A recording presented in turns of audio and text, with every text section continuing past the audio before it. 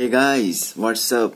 सो आज हम लोग चैप्टर 3, इनफैक्ट ये चैप्टर नहीं है लेकिन इसका आगे बहुत ही ज़्यादा यूज़ है इंडिसेस का, या फिर इसको एक्सपोनेंट कहो, जो भी कहो। और मैं चाहता हूँ इसको आप अच्छे से इसको समझो, बिकॉज ये एक चैप्टर न के इस बहुत ही हर जगह ये काम देगा। फॉर एग्जाम्पल अगर आप आयनिक कंपाउंड, आयनिक केमिकल इक्विलिब्रियम पढ़े हो क्लास 11 में, वहां पर इसका यूज है।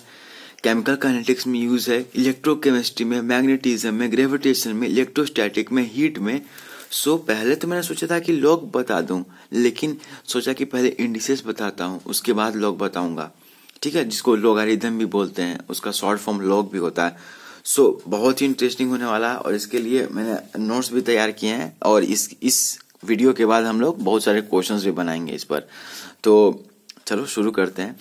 सो एक सिंपल सा मैंने यहाँ पर एक इक्वेशन लिखा है, b to the power n is equal to b into B, और ये कितने टाइम्स होगा, n टाइम्स होगा। तो इसको हम क्या लिखते हैं, b to the power n। But यहाँ पर b क्या होना चाहिए, नॉट इक्वल टू 0 होना चाहिए। अरे बात समझ में, b एक नॉन जीरो नंबर होना चाहिए। अगर b 0 हो गया तो उसके लिए एक अलग हम लोग उसको देखेंगे कि उसमें क्या होता है, ठीक है। तो सबसे पहले तो हम लोग इसका डेफिनेशन देखते हैं। अच्छा, ये जगह इसलिए छोड़ा हुआ है कि हो सकता है आगे इस पर और भी कई सारा खोज हो। जैसे कि देखो, सबसे पहले मैं बता देना चाहता हूं कि एक प्रॉपर्टी है एक्सपोनेंट का कि a to the power m into a to the power n is equal to a to the power m plus n होता है। लेकिन प्रॉपर्टी पढ़ तो लेते हैं सभी कोई, लेकिन इसको प्रूफ करना बहुत हार्ड है, ठीक है। मतलब बहुत ज्यादा हार्ड भी नहीं है, बट आप इस स्टेज में, आप क्लास 8 के पीयरसन आईटी फाउंडेशन अभी आप पढ़ रहे हो, तो इस स्टेज में इसको प्रूफ नहीं कर सकते हो। एक सिंपल सा सोल्यूशन इसका मैथमेटिकल इंडक्शन के द्वारा इसको प्रूफ किया जा सकता है। और सबसे पहले इसको आर्किमिडीज ने इसको प्रूफ किया था। इसको दरअसल वह 10 के power m into 10 to the power n is equal to 10 to the power m plus n उन्होंने अति किया था, ठीक है। लेकिन बाद में ये हर चीज के लिए होल्ड किया। और हाँ, बिल्कुल यहाँ a नॉट इक्वल टू 0 होना चाहिए। बेस जो है, ऐसे भी जब भी आप देखो ना, कोई भी number b to the power n है तो ये b को क्या बोलते हैं, बेस बोलते हैं, और n को क्या बोलते हैं, पावर बोलते हैं। आ रही बात समझ में। सो देखो, ये क्लास कुछ अलग होने वाला है, ठीक है। और प्लीज आप मेरे साथ बने रहना, मैं बहुत सारा इंटरेस्टिंग चीज आपके लिए लेके आया हूँ। ये क्लास 8 का नहीं है केवल, ठीक है। जो लोग सोच रहे हैं कि क्लास 8 के लिए, ये उससे आगे की चीज है और मैं आपको कुछ करूंगा, बताऊंगा इसमें। इसको बताना तो आसान है, बट प्रूफ करना उतना आसान नहीं है। अगर ऐसा होता तो प्रूफ दिया रहता, लेकिन 12 तक प्रूफ नहीं अच्छे से नहीं। 11 में जाके शायद मैथमेटिकल इंडक्शन आप पढ़ोगे तब शायद प्रूफ होगा। तो सबसे पहले हम डेफिनेशन देख लेते हैं। The product of n instances of number x is donated as x to the power n। एक बात समझो, अगर x को हम लोग जोड़ते गए n times plus dot dot dot n times, ठीक है, n टाइम्स, तो कितना मिलेगा, nx मिलेगा। इसका जो सम होगा nx रहेगा। लेकिन x को हम लोग एडिशन न करके अगर मल्टीप्लाई करते गए n टाइम्स, ठीक है, तो ये कितना मिलेगा, x to the power n मिलेगा। अरे बात समझे, ये कितना डिफरेंस देख रहे हो यहाँ पर। तो वही लिखा हुआ है, the product of n instances of a number x and yes, x should not be equal to 0 is denoted as x to the power n. Okay, this is an exponential expression. ठीक है। और अगर आप proof करना चाहते हो तो मैं एक अलग से वीडियो बनाऊंगा कि b to the power m plus n is equal to b to the power m into b to the power n ही क्यों होता है। अच्छा, इसको कैसे पढ़ते हैं, इसको b जो यहाँ बेस है और m प्लस n क्या है, पावर है। तो base b to the power m plus n is equal to base b to the power m into base b to the power n, ठीक है। ये प्रॉपर्टी हो गया। अरे बात समझ में। फिर यहाँ पर क्या दिया हुआ है, हमारा बेस क्या है, b to the power m, यहाँ बेस है। अरे बात समझ में, b to the power m क्या है, बेस है, और n क्या है, यहाँ पावर है। तो b to the power m base to the power n is equal to b to the power mn, इसको करते हैं। अरे बात समझ में, mn, ध्यान देना, mn है, m प्लस n नहीं है, नहीं तो m प्लस n होगा तो फिर तो अलग अलग हो जाएगा। अरे बात समझ में। और ये भी नहीं कि b to the power m base power n को क्या लिखोगे, b to the power m into n मत, b to the power n मत लिख देना। अच्छा, ये तो होते रहेगा प्रॉपर्टी वगैरह। और हाँ, B belongs to real number excluding zero, क्योंकि जीरो भी तो एक रियल नंबर है, बट जीरो को एक्सक्लूड करेंगे क्योंकि मैंने हमेशा कहा है कि बेस एक नॉन जीरो होना चाहिए। और B into C to the power N is equal to B to the power N into C to the power N. चलो प्रॉपर्टी के लिए मैं तो रट्टा मारने के लिए नहीं हूँ, मैं बस इतना कहना चाहता हूँ कि मैथ्स को आप अपने जीवन में बसा लो। ओके, वीडियो थोड़ा सा लंबा होगा। देखो, मैथ्स साइंस का एक भाई है या फिर जो बहन है, जो भी आप कह सकते हो। मैथ्स आपके इस चैप्टर को पढ़कर या कोई भी मैथ्स का चैप्टर पढ़ो, उसको प्लीज रॉबर्ट की तरह मत पढ़ना। ओके, मैं जैसे एक बताना चाहता हूँ, ये जो जगह मैंने छोड़ा था, ये किसी खास मकसद के लिए छोड़ा गया था कि आगे अगर और खोजें होंगी, ठीक है, ये अंत नहीं है, हो सकता है शुरुआत भी नहीं है, इससे आगे और कहीं खोज हो इंडिसेस पर लेकर। जैसे फॉर एग्जाम्पल, जैसे कि मान लो हम सभी कोई जिंदगी में सुख चाहते हैं, सुख मतलब प्लेजर। पेन यहाँ कोई नहीं चाहता है, दुख कोई नहीं चाहता है। तो मान लो सुख को पॉजिटिव मान लिए, ठीक है, पॉजिटिव नंबर सुख हो गया और नेगेटिव नंबर्स दुख हो गया, यानी कि पेन क्या है, नेगेटिव नंबर्स है, और प्लेजर क्या है, पॉजिटिव नंबर्स है, ठीक है। लेकिन बीच में जीरो तो आ रहा है, और जीरो एक ऐसा नंबर है जो ना तो पॉजिटिव है और ना ही नेगेटिव है। तो आप समझ रहे हो इस बात को, जिंदगी में सुख दुख, सच झूठ, गरम शीत, है ना, हर चीज के दो पहलू होते हैं, टू अपोजिट पोल्स होते हैं इस प्रकृति के हर चीज के दो।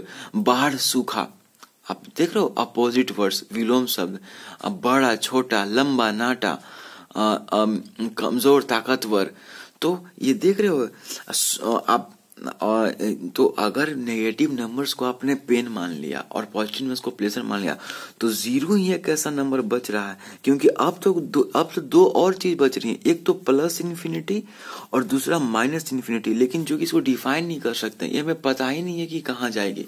इन्फिनिटी को आज तक कोई जान पाया है, लेकिन जीरो एक ऐसा नंबर है जो ना तो पॉजिटिव है और ना ही नेगेटिव। तो ऐसा हो सकता है कि ये जीरो नंबर हमें ईश्वर तक मतलब ले जा सके। ऐसा आप इस पर हंस सकते हो कि ये क्या बात हुई, बट ऐसा हो सकता है। अरे बात समझ में, जीरो नंबर पर और खोज होने चाहिए। अगर मुझे लगता है कि अगर और खोज होते जीरो नंबर पे, तो मानवता के बहुत सारे जो मानव का जो बहुत सारा कष्ट है वो दूर हो सकता था, उसके बहुत सारे रोग दूर हो सकते थे। जीरो नंबर ईश्वर तक पहुंचा सकता है, मुझे जहां तक मैं समझ पा रहा हूं, ठीक है, क्योंकि प्लस इन्फिनिटी और माइनस इन्फिनिटी बचा। तो मैथ्स कुछ अलग चीज नहीं है, मैथ्स आपके खून में होना चाहिए। मैथ्स आपके मतलब हर जगह आपका बॉडी वाइब्रेट करने लगना चाहिए मैथ्स को, नंबर्स को देखकर। ये नहीं कि मतलब ओ यार ये एक प्रॉब्लम बना है दूसरा आ गया।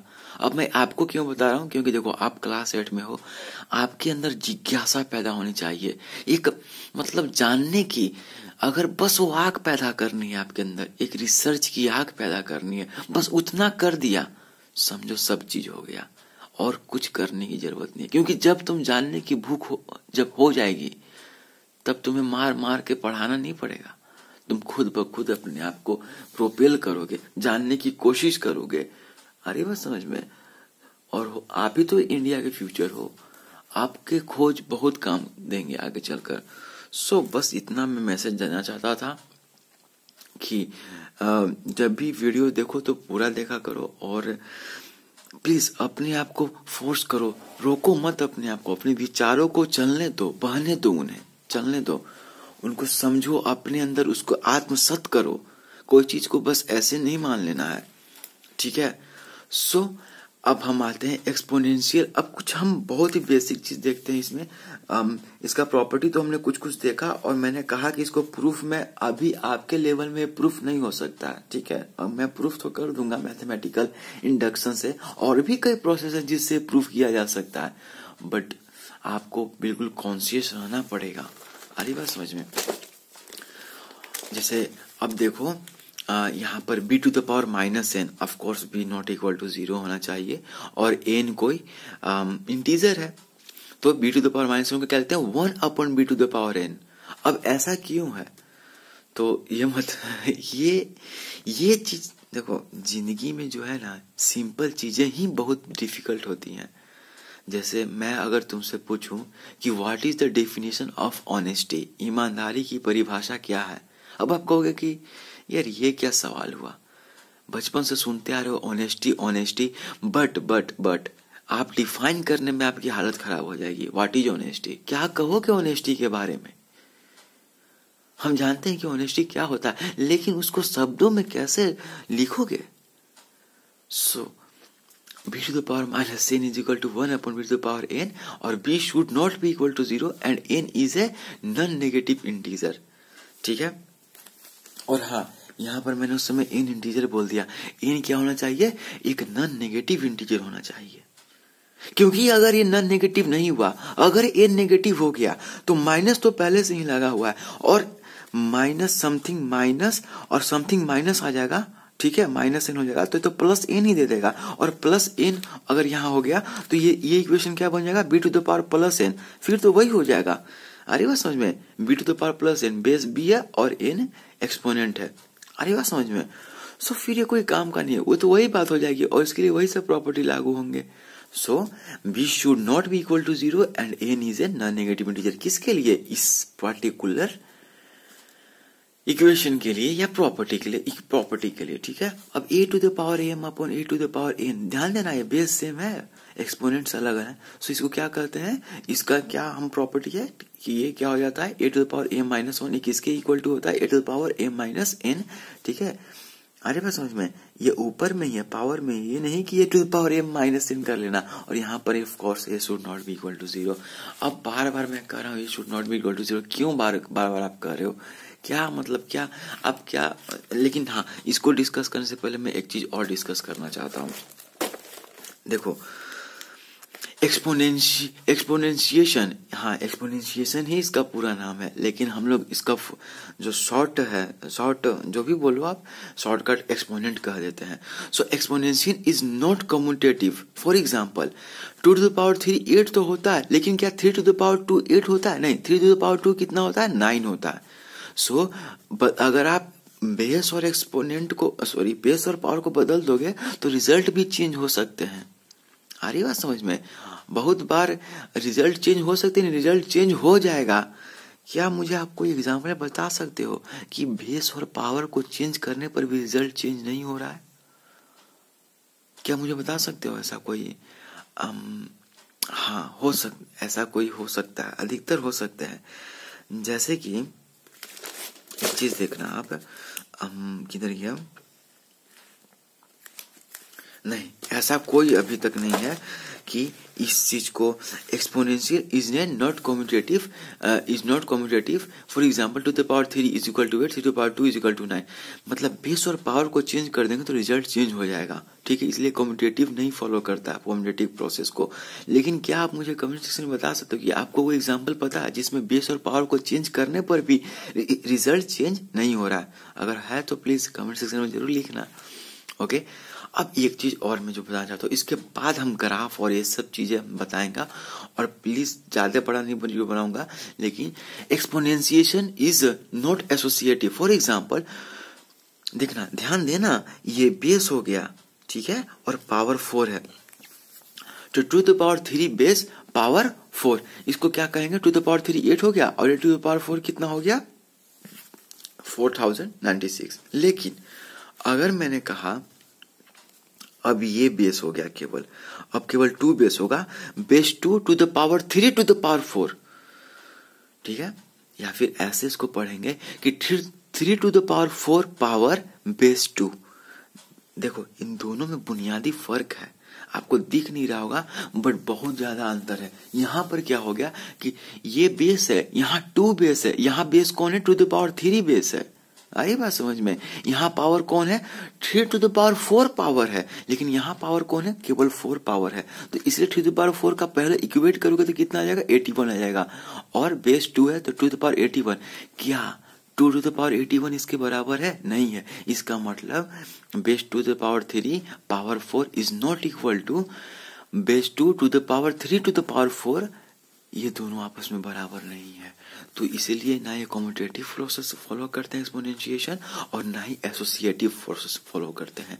जैसे यहाँ पर देखो, p to the power base b to the power p to the power q अरे बात समझ में, ये चीज समझना, is equal to base B to the power P to the power Q.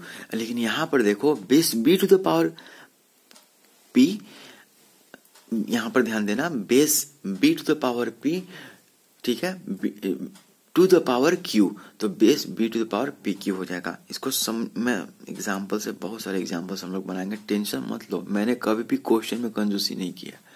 Okay, मैं क्वेश्चंस बनवाऊंगा, बहुत सारे बनवाऊंगा, बस मैं चाहता हूं कि आप इसको देखो। एग्जाम्पल तो एक बता ही दिया मैंने, ठीक है, इसको आप जरूर देखना। अब हम आते हैं कि आप जो बार बार बोले थे जीरो मत लेना, बेस में जीरो मत लेना, जीरो ले लूंगा तो क्या हो जाएगा, चलो देखते हैं। Zero to the power N is equal to zero होगा अगर एन पॉजिटिव है। अगर एन कोई पॉजिटिव है, नंबर है, तो zero to the power N कितना होगा, जीरो ही होगा। जैसे जीरो टू द पावर 8 कितना होगा, जीरो होगा। अरे बात समझ में। लेकिन अगर एन नेगेटिव हो गया तो zero to the power N क्या होगा, अनडिफाइंड होगा। इसी के चलते हम बार बार बेस को क्या कर रहे थे, दोनों के चलते हम बार बार बेस को जीरो लेने से हट रहे थे, क्योंकि अगर एन उसका पावर जो है वो पॉजिटिव हुआ तो क्या हो जाएगा, रिजल्ट जीरो होगा, और पावर नेगेटिव हो गया तो zero to the power N क्या होगा, अनडिफाइंड होगा। ठीक है, ये नहीं कि इन्फिनिटी, इन्फिनिटी भी अनडिफाइंड होता है, लेकिन अनडिफाइंड कहोगे तो ज्यादा सही होगा इन्फिनिटी की जगह। जैसे अगर क्या होगा, अगर मैं zero to the power N ले लूं, फॉर एग्जाम्पल, अभी भी मेरे साथ बने रहना, ग्राफ आपका वेट कर रही है बहुत सारा, zero to the power minus n, तो इसको क्या लिखोगे, अभी मैंने बताया ना कि a to the power minus n होता है तो 1/a to the power N हो जाता है, प्रॉपर्टी होता है ना, तो इसको क्या लिखोगे, 1/0 टू द पावर एन लिखोगे। अब एन तो यहाँ पॉजिटिव है, माइनस तो, अरे बात समझ में, देखो एक चीज मैं कहना चाहता हूं कि देखो zero to power minus N है तो 1/0 टू पावर एन है। अब देखो एन अगर यहाँ पर क्या हो गया एन, अगर एन, ध्यान देना हमेशा से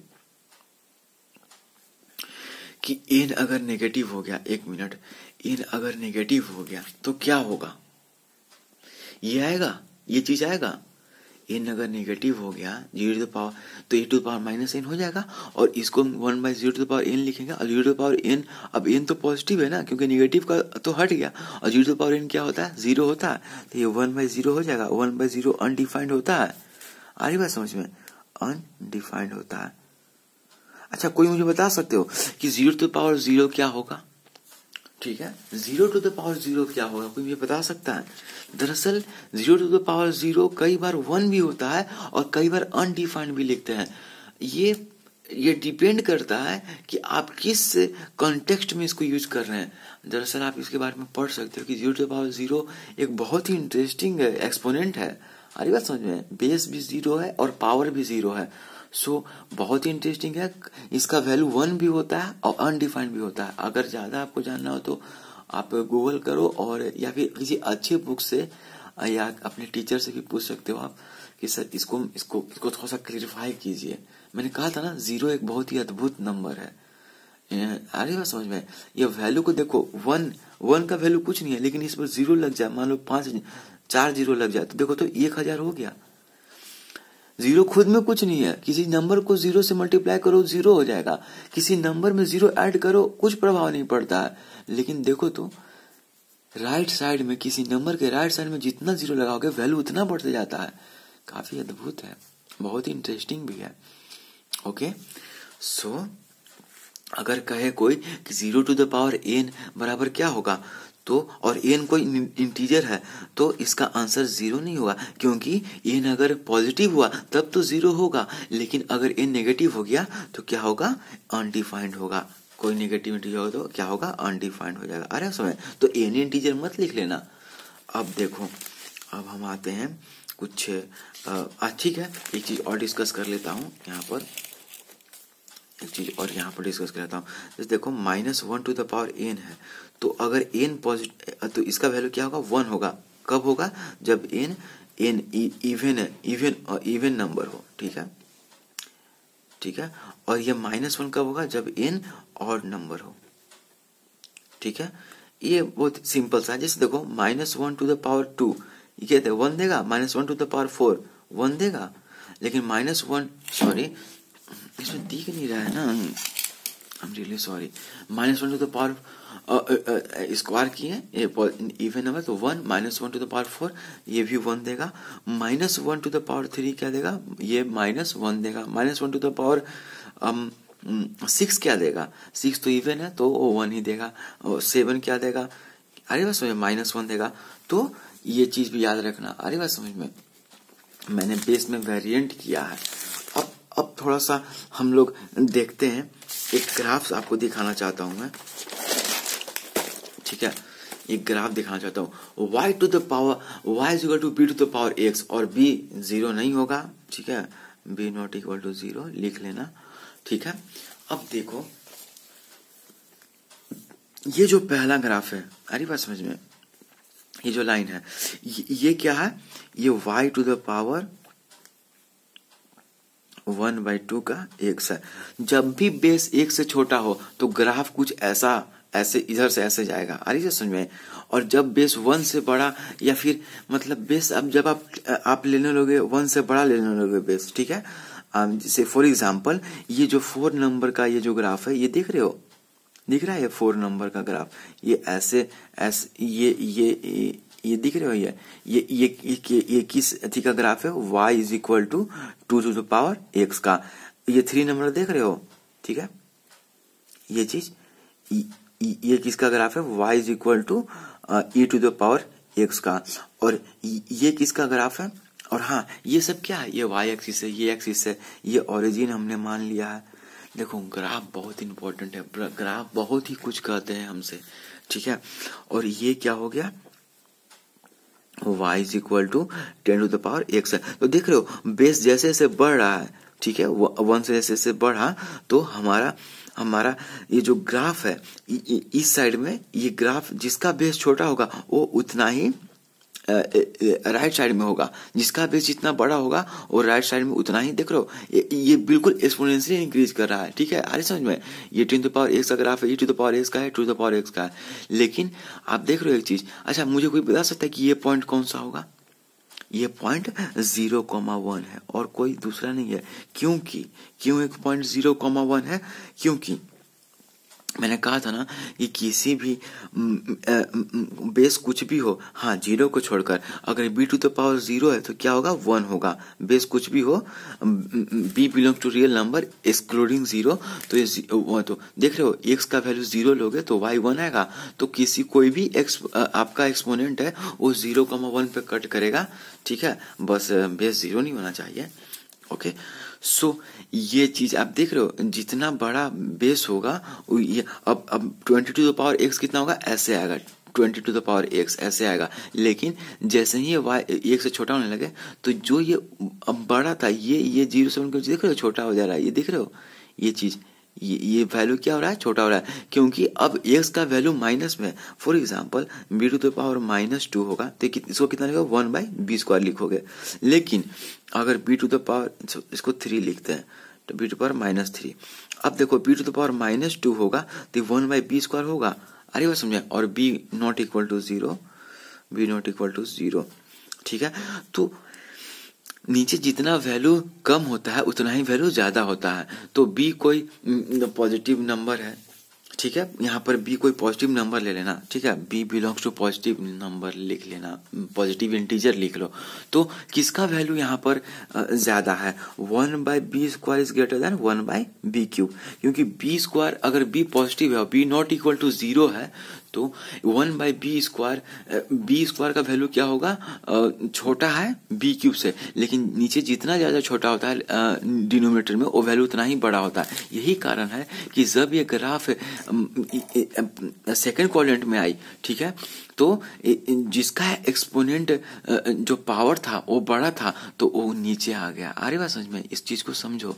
और जिसका एक्सपोनेंट कम था यानी इसका वैल्यू ज्यादा है तो एक्सपोनेंट कम है, देखो तो ये एक्सपोनेंट कम था, ठीक है, तो जब हमने माइनस में लिया तो इसका वैल्यू बढ़ गया, 1/b² is greater than 1/b³, आ रही समझ में। उसी तरह 1/b to the power 10 is 1/10 to the power 1/10 to the power x is less than 1/2 to the power x, where x is any negative integer. So ये चीज था। और मैं ग्राफ को मैं सोच रहा हूँ कि इसमें थोड़ा सा आगे कंटिन्यू रखूँ। अब 24 मिनट का वीडियो बन गया है, सो आगे भी कंटिन्यू रहेगा। प्लीज़ ग्राफ को मिस मत करना, और अच्छा लगा तो लाइक शेयर सब्सक्राइब कर दो चैनल को। वेट क्या कर रहे हो? और जाके चेकआउट भी करो, बहुत सारा चीज़ मैंने पढ़ा भी दिया उसमें। रियल नंबर, एलसीएम, एचसीएफ, और क्या है कि स्क्वायर रूट्स, क्यूब रूट्स, ये तीसरा चैप्टर है मैथ्स का। एटॉमिक स्ट्रक्चर हो गया है, कैनेमेटिक्स, डायनेमिक्स, हाइड्रोस्टैटिक्स, वेव हो गया है फिजिक्स में, क्लास 8 पियर्सन आईटी फाउंडेशन का। और जरूरी नहीं कि पियर्सन ही हम लोग देखेंगे, जहां से भी जो भी अच्छा मिलेगा हम लोग उसको करेंगे। और क्लास में केवल रॉबर्ट की तरह नहीं बैठना है कि चैप्टर पढ़ने के लिए फिर आ गया, ऐसा नहीं। एक जिज्ञासु बनना है, अपने अंदर के बच्चे को मरने नहीं। बचपन में तुम कोई भी चीज देखते थे तो बड़े आश्चर्य से देखते थे ना, लेकिन जैसे जैसे तुम बड़े होते हो तुमको अब आश्चर्य तुम्हारा मिट जाने लगता है। तुम मान लेते हो कि ऐसा तो होता ही, ऐसा नहीं मानना है। ठीक है, मैं बस आपके अंदर जिज्ञासा पैदा करना चाहता हूँ। ठीक है, अब so thank you so much guys for watching this. Have a great day ahead.